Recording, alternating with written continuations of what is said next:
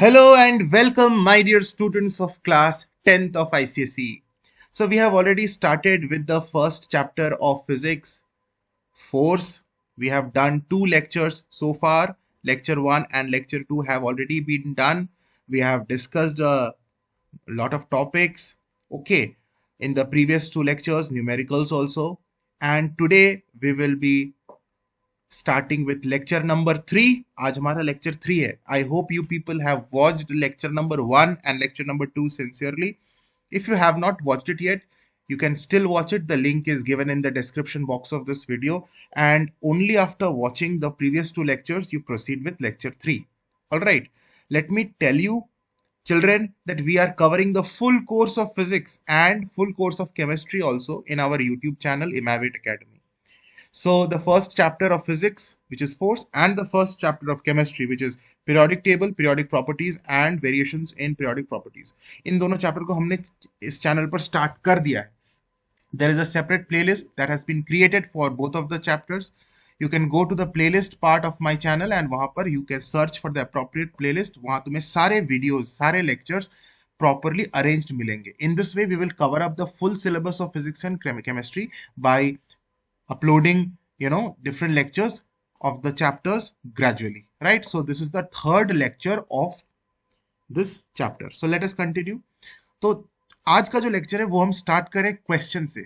Okay, we have at a stretch question 1, question 2, question 3, question 4 and then a numerical question. आज हमारा ये पूरा video ये 5 question पर ही बेस्ड रहेगा. Okay, we have learned a lot of concepts in the previous two lectures. We have also discussed numericals in the previous lectures.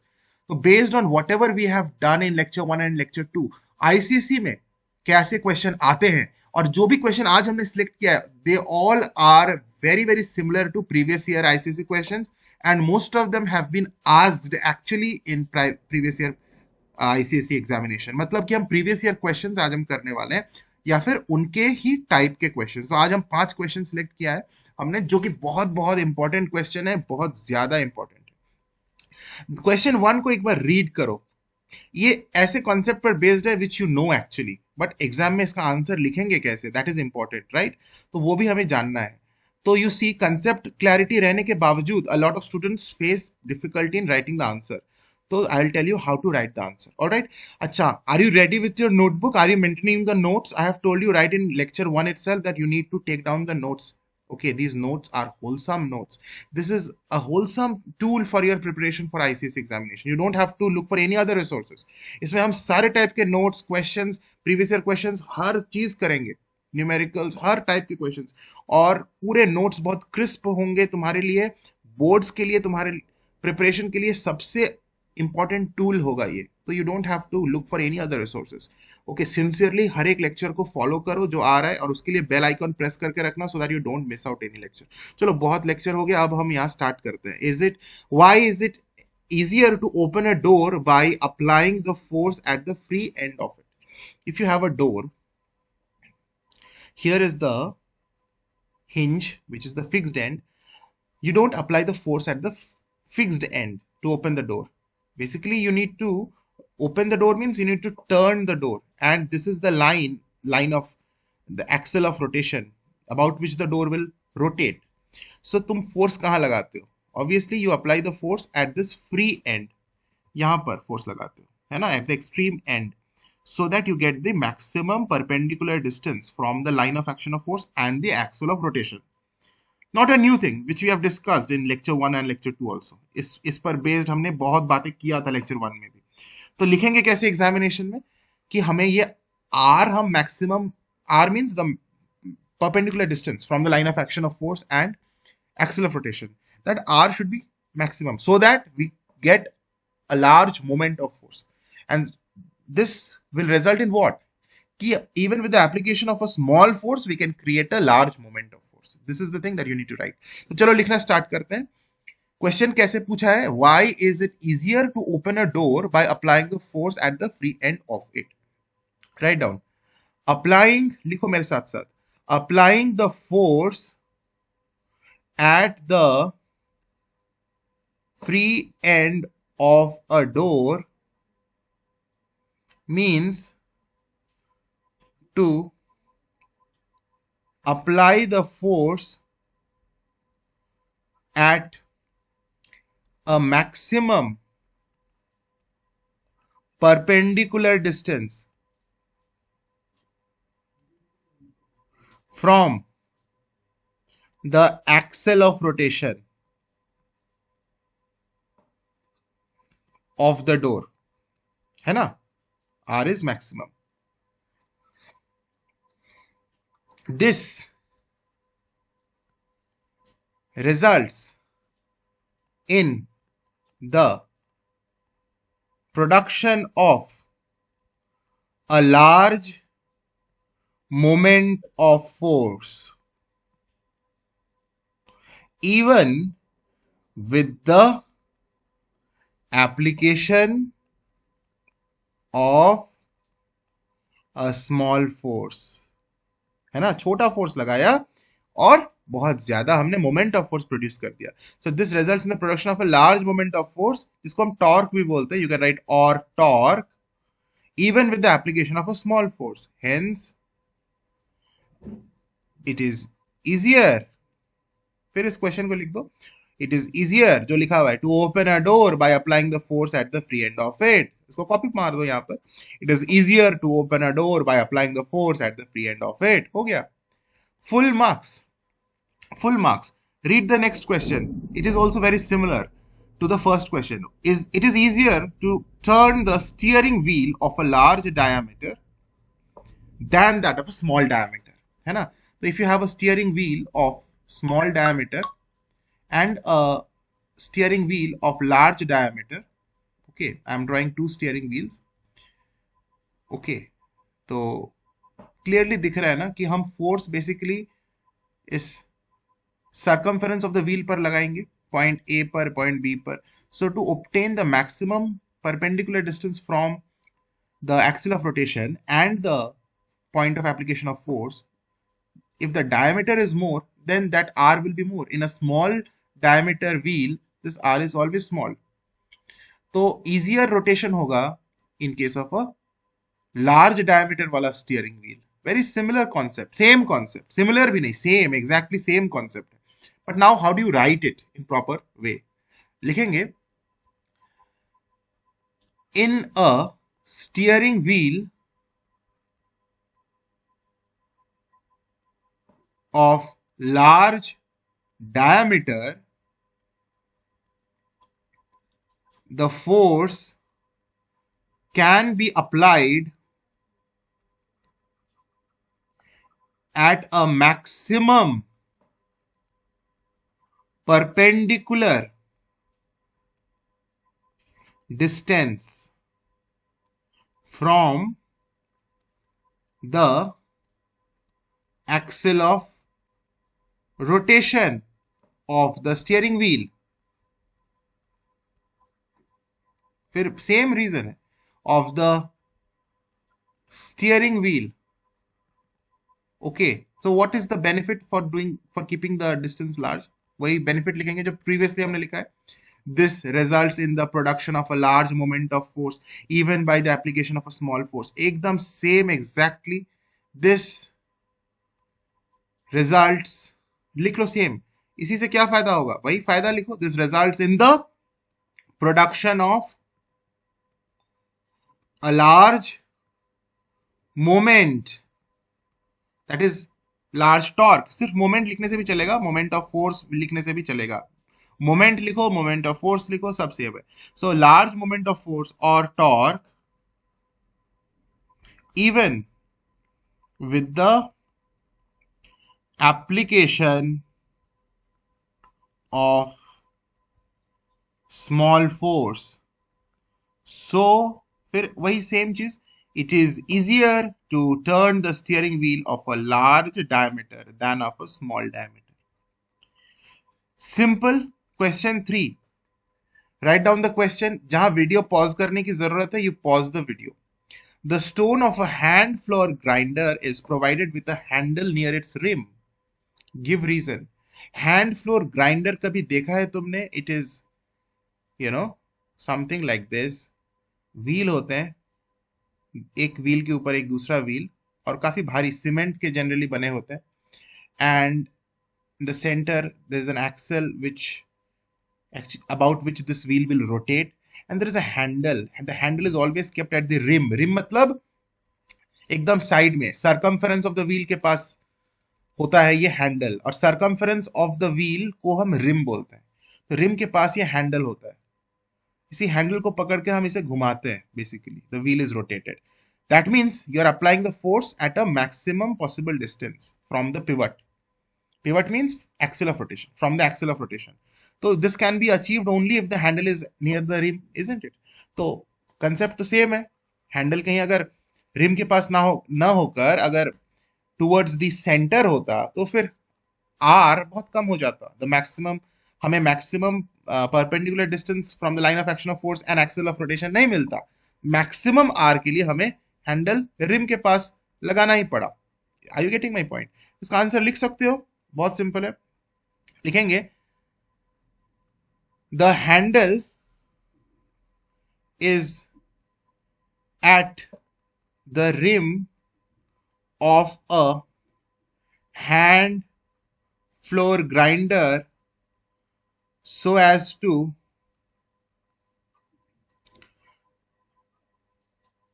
achieve maximum perpendicular distance from the line of action of force and the axle of rotation of the hand floor grinder. उसके बाद फिर वो एकदम same sentence को, this results in the production of a large moment of force और torque even with the application of a small force. So लिख सकते हो, मैं नहीं लिख रहा हूं. प्रीवियस आंसर में जो था एग्जैक्टली दिस रिजल्ट्स इन, एकदम copy paste. Okay. So the stone of a hand flour grinder is provided with the handle near its rim. लिख सकते हो एकदम सेम. देख रहे हो ना, बहुत इजी है. Fourth question is also very important. Previous year का क्वेश्चन है and it is very similar. Previous year question है, PYQ है, ICSE का क्वेश्चन है, and it is very similar to what we discussed in question 1, question 2 and question 3. A spanner or a wrench has a long handle. Why? इसका answer तुम लोग खुद लिखना, बस समझा देता हूं मैं. स्पैनर बेसिकली, जिसको हम रेंच भी बोलते हैं, कुछ इस तरह का होता है. नट को खोलने के लिए यूज होता है. The nut is kept here and this is rotated. The nut will open, और टाइट करने के लिए भी यूज होता है. ओपन या टाइट करने के लिए ये रेंच का यूज होता है. तो basically the nut is the pivot, right. इस पॉइंट पिवट के अबाउट ये घूमेगा, है ना, जब हम फोर्स लगाएंगे. So if the handle is kept very small, छोटा सा हमने हैंडल ले लिया, तो इस नट से ये जो डिस्टेंस हमें मिलेगा R, यहां फोर्स लगा रहे हैं, तो कितना छोटा R है. So with we can not obtain a large moment of force. So to obtain a large moment of force, we need to keep this R maximum. This is what we have discussed in the previous 3 questions also. And that is why to keep the R maximum, we need to have a long handle, right? तो यहां पर कैसे लिखोगे answer, मैं dictate कर देता हूं या बोल देता हूं, but you have to write, because question 1, 2 and 3 का हमने लिख लिया है और ये बहुत ही सिमिलर है. So you should be able to write it. लिखेंगे a spanner has a long handle because by keeping a long handle we can apply the force at a maximum perpendicular distance from the point of rotation. यहां पर axle of rotation मत बोलना. इस case में वो जो नट है वो पॉइंट ऑफ रोटेशन होगा. डोर के केस में एक्सल ऑफ रोटेशन था, फिर इस हैंड फ्लोर ग्राइंडर के केस में भी ये एक्सल ऑफ रोटेशन था, लेकिन इस केस में बोलना point of rotation. So by keeping the handle long, we can apply the force at a maximum perpendicular distance from the point of rotation. This results in the production of a large moment of force or torque even with the application of a small force, and hence the spanner can be rotated easily about the nut to open the nut. Easy है ना, same है एकदम. I hope you can do this. Let us move to the next question, which is a very important question and a previous year question. Previous year ICSE question है और इस type का question कई बार पूछा गया है, ऐसा नहीं कि एक बार पूछा गया है। Similar type of questions have been asked several times in ICSE examination, और ये तुम्हारे स्कूल्स में भी, स्कूल लेवल एग्जामिनेशन में भी पूछा जाता है, right? So let us discuss, this is a numerical concept based numerical, okay. See the figure, figure के साथ क्या लिखा हुआ है उसको भी पढ़ते हैं। A B and C are the three forces, each of magnitude 4 Newton. So A, B and C तीन forces हैं, तीनों के magnitude दिया हुआ है 4 Newton, 4 Newton, 4 Newton. Acting in the plane of paper as shown in the figure. Figure number को ignore कर दो. The point O lies in the same plane. This point O is also in the same plane. And if you see about the point O, all of the three forces are acting.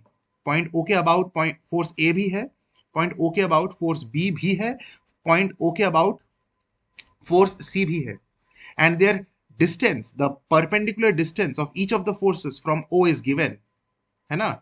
Are you able to understand? Very simple. Force A is at a distance of 0.9 meters from point O. Similarly, force B is at a distance of 0.8 meters from point O, and force C is at a distance of 0.6 meters from point O. इतना सारा चीज तुम्हें पता है। अब आगे का जो क्वेश्चन है हलवा है, हलवा। The first question they're asking is which force has the least moment, सबसे least minimum torque कौन सा फोर्स प्रोड्यूस कर रहा है? तो सबसे कम टॉर्क वही फोर्स प्रोड्यूस करेगा जिसका perpendicular distance from point O सबसे कम होगा। दैट मींस जिसका डिस्टेंस फ्रॉम पॉइंट ओ इज मिनिमम, वही मिनिमम टॉर्क प्रोड्यूस करेगा, मिनिमम मोमेंट प्रोड्यूस करेगा। And which you can see the figure is very clear, the values are also written। कौन सा डिस्टेंस सबसे कम है? Obviously 0.6 meters is smallest out of the three distances। इसका मतलब force C is closest, सबसे नजदीक है पॉइंट O के।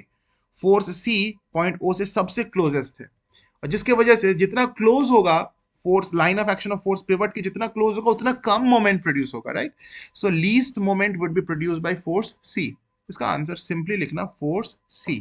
फिर यहां पूछा है गिव रीजन, तो सेपरेट लाइन में लिखना रीजन, बोर्ड्स में ऐसे ही लिखना, ऐसे मत लिखना फोर्स C बिकॉज, उसी में स्टार्ट मत हो जाना in the same line because, नहीं, अलग से हेडिंग देना reason, the way I have done, this is how you will do in boards, and then you'll write the reason। what is the reason? Reason is this, force C is closest, या फिर nearest भी लिख सकते हो, closest to point O, point O के सबसे closest है, that is the reason that it produces least moment about O। the reason is very very, you know, straightforward and clear। इससे ज्यादा कुछ मत लिखना, एकदम simple and clear cut reason हमने लिख दिया, फुल मार्क्स मिलेगा। Which force has the greatest moment about O, तो कौन सा फोर्स सबसे ज्यादा मोमेंट प्रोड्यूस कर रहा है? ऑब्वियसली जिसकी डिस्टेंस सबसे ज्यादा है, and 0.9 meters is the maximum out of the three distances, मतलब फोर्स ए। और इसका भी रीजन पूछा है, गिव रीजन।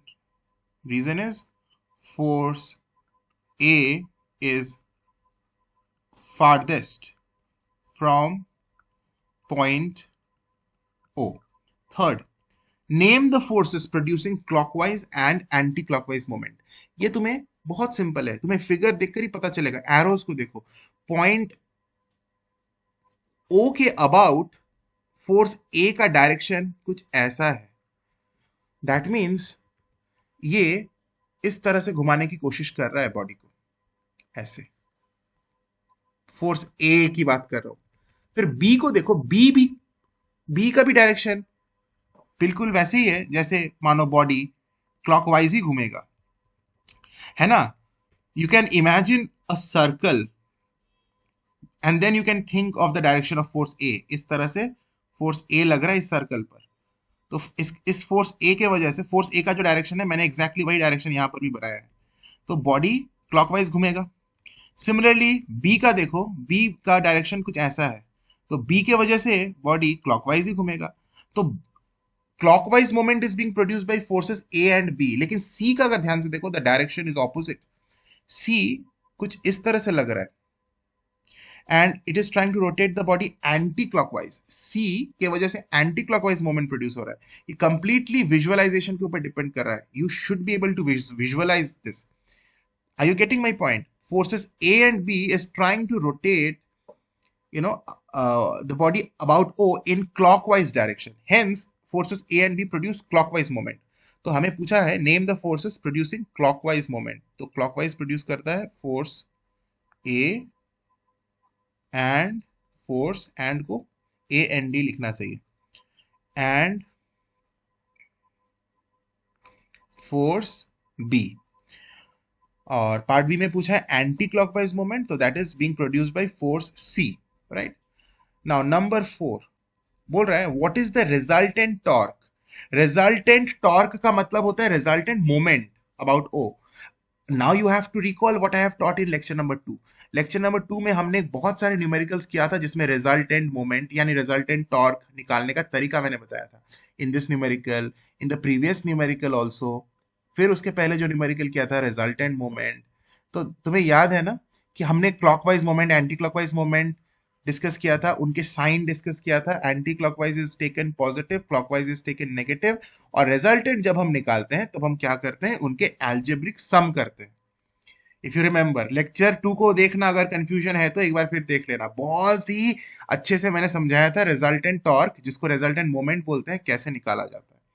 तो here also we need to find resultant torque. तो हम क्या करेंगे, सबसे पहले क्लॉकवाइज मोमेंट्स को निकाल लेते हैं, फिर एंटी क्लॉकवाइज मोमेंट्स को निकालते हैं, फिर उनका ऐड कर देंगे एल्जेब्रिकली साइन के साथ।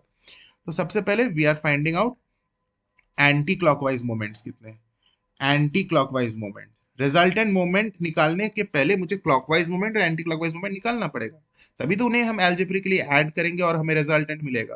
तो एंटी क्लॉकवाइज मोमेंट कौन कौन से फोर्स प्रोड्यूस कर रहा है, तो अभी अभी तो हमने लिखा है force A and B, sorry anti clockwise moment produce कर रहा है force C, only force C. हमने वो अभी अभी समझा है, anti clockwise moment is produce by force C, हमने आंसर भी लिखा है, राइट? तो anti clockwise moment force C produce कर रहा है, उसका वैल्यू क्या है, C is 4 newton. In fact each of the force is 4 newton and उसका जो डिस्टेंस है दिस इज 0.6 मीटर्स। तो हमने निकाल लिया एफ इंटू आर करके, ये तो 6 4 24, 2.4 न्यूटन मीटर। अच्छा, अब हम क्लॉकवाइज मोमेंट निकालेंगे। क्लॉकवाइज मोमेंट्स ओके, मोमेंट्स इसलिए बोल रहा हूँ क्योंकि यहाँ दो फोर्सेस है। एंटी क्लॉकवाइज के लिए हम यहाँ मोमेंट बोल सकते हैं, सिर्फ मोमेंट, क्योंकि एक ही फोर्स की वजह से मोमेंट हो रहा है। Anti clockwise moment and clockwise moments, हालांकि इतना ग्रामेटिकली हमें करेक्ट होने की कोई जरूरत नहीं है फिजिक्स में। अच्छा, clockwise moment is produced by two forces A and B. तो ए इज 4 न्यूटन एंड उसका डिस्टेंस इज 0.9 मीटर्स, प्लस हम ऐड कर रहे हैं दूसरा जो बी है that is also producing clockwise moment which is 4 newton again and उसका जो डिस्टेंस है 0.8 meters. You should not forget that each of the forces has magnitude of 4 newton. तो 9 4 36 यानी ये 3.6 हो गया, प्लस 8 4 32, 3.2। तो दोनों को ऐड करके ये यूनिट हो जाएगा न्यूटन, 6.8 न्यूटन मीटर, राइट? अब हम क्या करेंगे, इन दोनों को ऐड करेंगे विद द साइन, तभी हम रिजल्टेंट निकाल सकते हैं। रिजल्टेंट मोमेंट, तुम्हें याद है मैंने क्या बोला था, मोमेंट कि क्लॉकवाइज को हम नेगेटिव लेते हैं। तो ये जो क्लॉकवाइज मोमेंट निकला 6.8 newton metre, it is basically -6.8 newton metre. And plus करेंगे anti clockwise is taken positive 2.4 newton metre. अब इसको सॉल्व कर लो, 6.8 2.4, तो ये 4 हो गया, यहां पर ये 4 हो गया, तो 4.4 न्यूटन मीटर। साइन माइनस आ जाएगा, डोंट फॉरगेट दिस, बिकॉज 6.8 का साइन माइनस है, ये आ गया। लेकिन मैंने बताया था नेक्स्ट स्टेप में तुम्हें 4.4 न्यूटन मीटर लिखना है, और इस माइनस का मतलब क्या है, क्लॉकवाइज मोमेंट, तुम्हें ब्रैकेट में लिखना है clockwise. If you see we have done this in the previous lecture का क्वेश्चन ऑल्सो, जैसे ये न्यूमेरिकल हमने किया था, ये वाला देखो कहा गया, हाँ यू सी हमारा रिजल्टेंट आया था -1 न्यूटन मीटर, और हमने माइनस को हटा के लिख दिया क्लॉकवाइज ब्रैकेट में 1 newton meter clockwise. This is the numerical we did in previous lecture. तो बिल्कुल वो सेम कॉन्सेप्ट है यहाँ पर, राइट? यहाँ पर -4.4 न्यूटन मीटर आया, माइनस को हटाया, हमने लिख दिया क्लॉकवाइज। अगर प्लस में आता तो फिर हम ब्रैकेट में सिंपली एंटी क्लॉकवाइज लिखते, as we had obtain in the previous numerical also. जैसे यहाँ पर 24 न्यूटन मीटर आया, 24 newton meter -12 newton meter is 24 newton meter, plus में ही आया और सिंपली हमने ब्रैकेट में एंटी क्लॉकवाइज लिख दिया था। प्लस में आएगा तो ब्रैकेट में एंटी क्लॉकवाइज लिखेंगे, नेगेटिव में आएगा तो नेगेटिव साइन को हटा के ब्रैकेट में क्लॉकवाइज लिखेंगे। सिंपल है। This is the resultant moment. So with this we end today's video, and next lecture mein we will start with couple. Okay, make sure you press the bell icon so that you don't miss out any of the lectures. So see you in the next lecture, children. God bless you, and comment below how you are feeling about these lectures. God bless you.